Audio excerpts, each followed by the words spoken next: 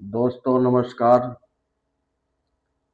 प्रभु की कृपा भयहु सब काजू, जन्म हमार सुफल भायाजू। दोस्तों, आज हम आपके सामने शिव महापुराण का तीसरा अध्याय सुनाने वाले हैं। कहने से, सुनने से यदि एक भी वाक्य मनुष्य के कान तक पहुंच जाए तो उसका जीवन का उद्धार हो जाएगा, जीवन सफल हो जाएगा। इसके उद्देश्य से आज हम शिव महापुराण सुनाने वाले हैं। शिव महापुराण सुनने से सारे काम सफल हो जाएंगे। मनुष्य का जो भी समस्या होगी, जहाँ भी शिव पुराण होता है, वक्ता से लेकर श्रोता तक उसका कल्याण हो जाता है, उसका जीवन सफल हो जाता है,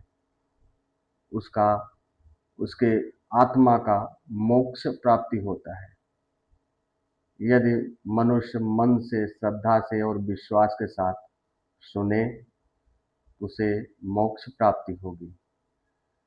आज हम आपके सामने शिव महापुराण का तीसरा अध्याय आरंभ कर रहे हैं। दोस्तों, मेरा वीडियो आप तक पहुंचे, इसे पूरा देखिए और अपने जीवन में धारण करिए और अपना जीवन सफल बनाइए।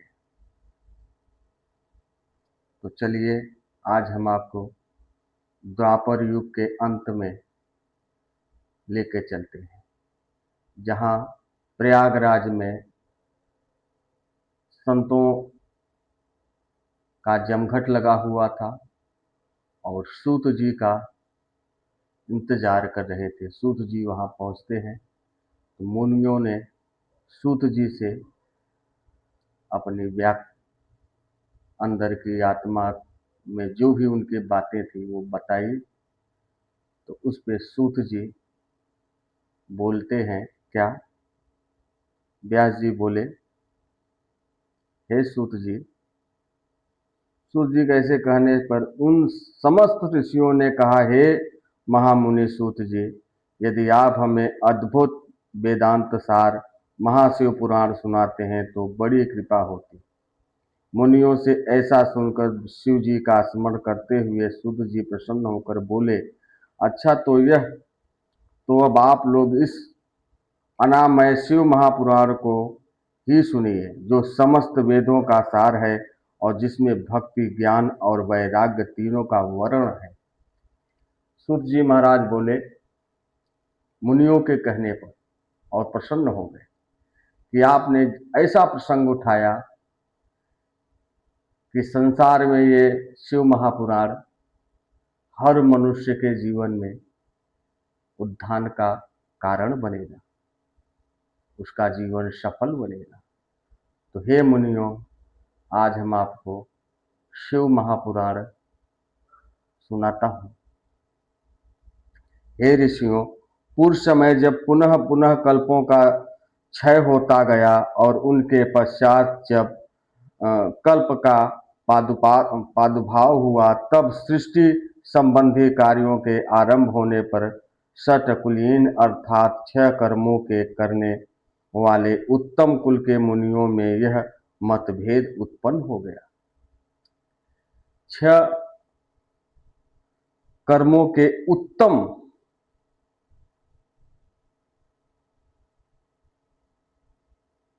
उत्तम कुल के मुनि जो थे, मतलब श्रेष्ठ मुनि जो थे, उनके आपस में मतभेद पैदा हो गया। वो बता रहे हैं,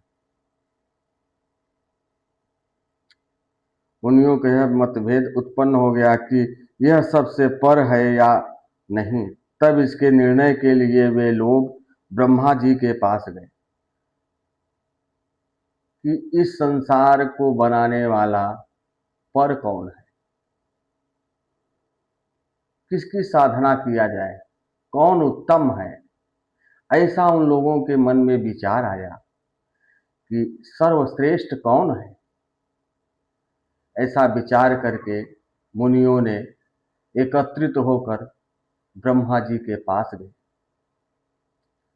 ब्रह्मा जी के पास ब्रह्मा जी ने कहा, जो सबसे पहले उत्पत्ति हुआ और जिसमें मन वाणी को कोई गम नहीं तथा जिसके ब्रह्मा विष्णु रुद्र इत्यादि महाभूतों और इंद्रियों आदि से संयुक्त सारे जगत को उत्पत्ति होती है, वही सबसे पर है।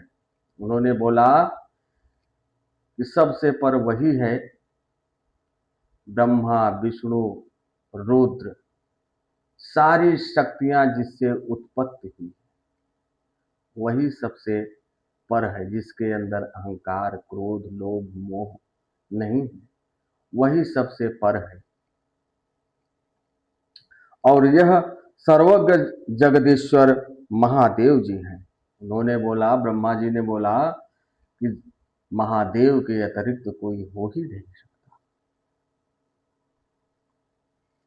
जो परम शक्ति से दिखाई पड़ते हैं तथा रुद्रादि सभी देवता जिनके दर्शनों के अभिलाषा रखते हैं, अधिक क्या कह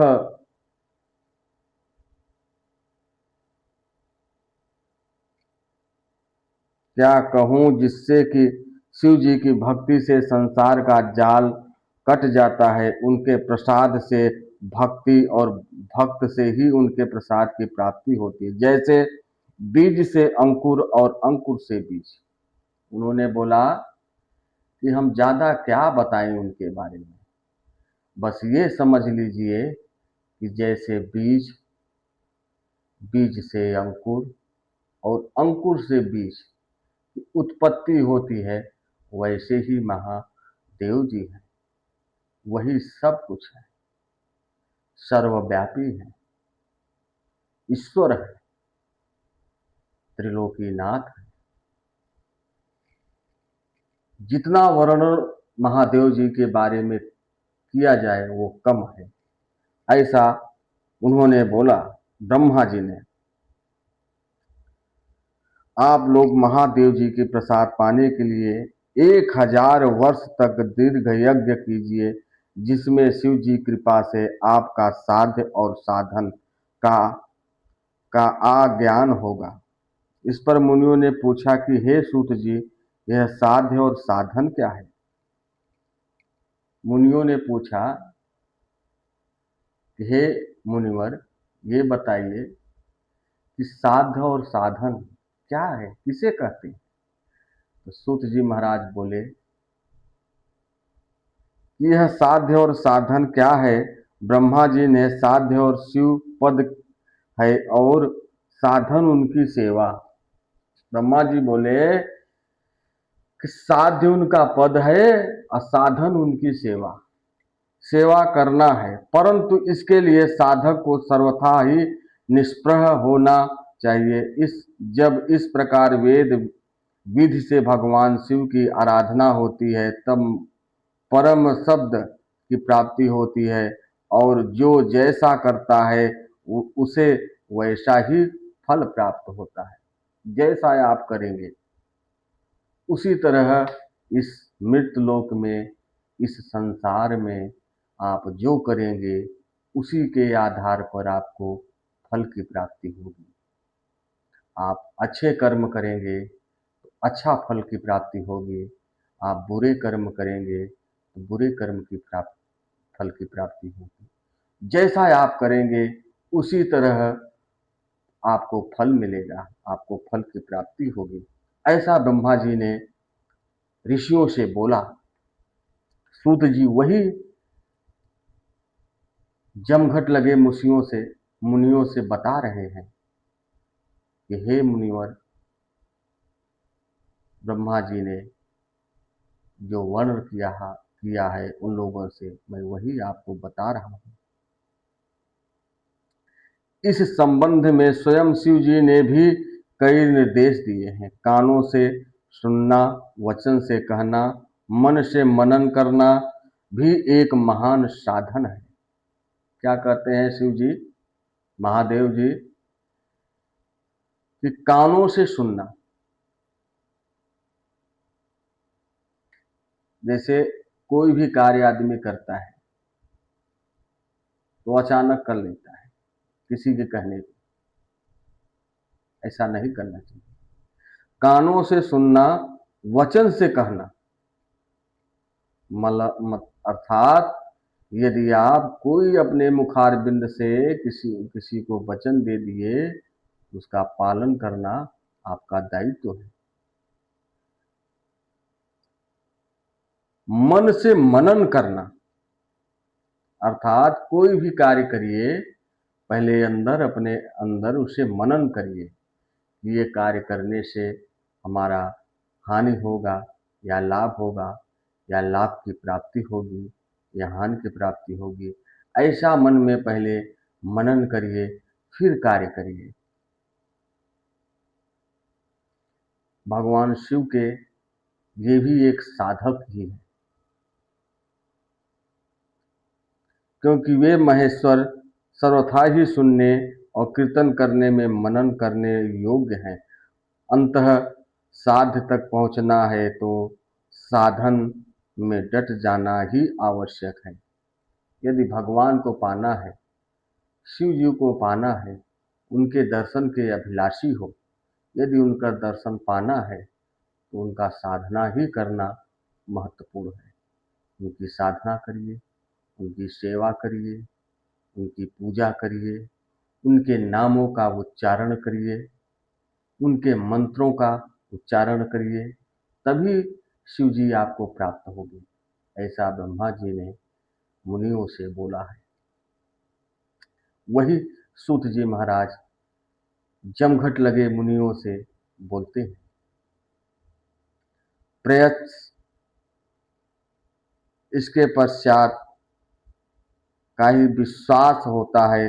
अतः यो बुद्धिमान को चाहिए कि पहले गुरु मुख से श्रवण कर कीर्तन और मनन द्वारा शिव योग का प्राप्त होवे। संभव है कि साधन में पहले तो कुछ सब कलेश प्राप्ति होती है, परंतु पीछे आनंद मंगल ही प्राप्त होता है।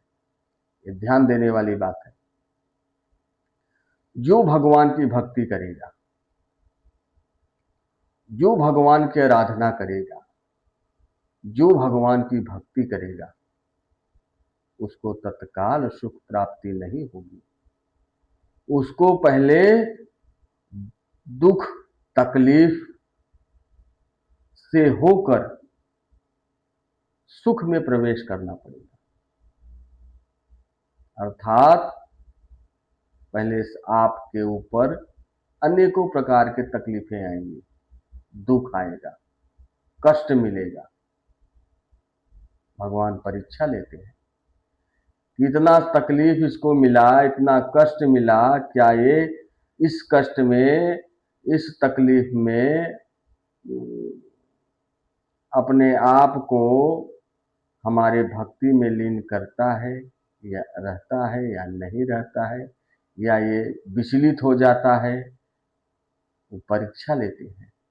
यदि आप इसमें सफल हो गए और अपने आप को विचलित होने से बचा लिया, तो आपको सुख की प्राप्ति होगी, फिर कभी ना घटने वाला सुख मिलेगा। दिन प्रतिदिन आपको सुख मिलता ही जाएगा, परंतु इसके पहले दुख को भोगना पड़ेगा, फिर आपको अनन्य सुख की प्राप्ति होगी। पहले आप भगवान की भक्ति करिए, उनका साधना करिए, उनकी सेवा करिए, और फिर दुख भोगिए। कष्ट में आप भी कष्ट में रहेंगे, फिर भी उनका नाम जाप करिए, फिर भी उनका साधना करिए, उनको भूलिए मत। ये मत सोचिए कि मैं इतना भगवान की पूजा कर रहा हूँ, इतना सेवा कर रहा हूँ, अब मुझे कष्ट ही कष्ट मिल रहा है। ऐसा क्यों? ये ऐसा मत सोचिए। यदि आज आपने इस कष्ट को पार कर लिया, इसमें विचलित नहीं हुए, तो कल आपको अनन्य भक्ति के साथ साथ सुख प्राप्त होगा। ऐसा ब्रह्मा जी ने मुनियों से बोला। और सूत जी महाराज जमघट लगे मुनियों से द्वापर के अंत में बताए कि कलयुग में ऐसा ही होगा, ऐसा करने वाले ही इस भवसागर से पार होंगे और आनंद जीवन के साथ, मतलब सुखमय जीवन व्यतीत करके उनको मोक्ष की प्राप्ति होगी, ऐसा उन्होंने कहा। दोस्तों, मेरा वीडियो शिव महापुराण तीसरा अध्याय यहाँ समाप्त होता है। चौथा अध्याय आपको कल मिलेगा, आप तक पहुँचेगा। और हमारा वीडियो यदि आप तक पहुँचे, हमारा प्रेम आप तक पहुँचे, हमारे चैनल को लाइक करें, सब्सक्राइब करें, शेयर करें, ज़्यादा से ज़्यादा लोगों तक शेयर करें, क्योंकि इस संसार में, इस मित्र लोक में